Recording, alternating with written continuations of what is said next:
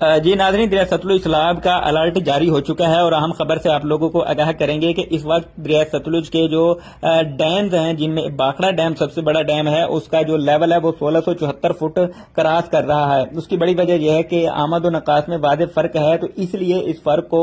کم سے کم رکھنے کے لیے آج فلڈ گیٹس مزید اوپر کر دیے جائیں گے اور پانی کا نکاس بڑھایا جا سکتا ہے۔ یہ چانس ہے کہ آج بڑھایا جائے یا آج شام تک بڑھایا جائے، بہرحال آج بڑھائے جانے کے امکان ہے۔ دوسری بات یہ ہے کہ باکڑا ڈیم سے نیچے بارشیں ہیں اور ان بارشوں کی وجہ سے جو معاون ندی نالے ہیں دریائے ستلج کے، ان کے اندر پانی کی سطح بلند ہو چکی ہے اور وہ پانی کی سطح بلند ہونے سے ستلج کی سطح بھی بلند ہوگی، کیونکہ ان کا سارا پانی روپڑ بیراج سے ہریکے بیراج کے درمیان ایڈ ہوگا۔ تو اب جو پانی ہریکے بیراج سے روپڑ بیراج کے درمیان 30 سے 40 ہزار کیوسک بہ رہا تھا، اب اس میں مزید اضافہ ہو جائے گا اور آج شام ہوتے ہوتے امکان یہ ہے کہ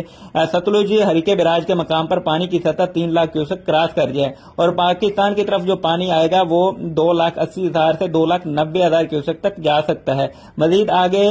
1 ستمبر اور 2 ستمبر 3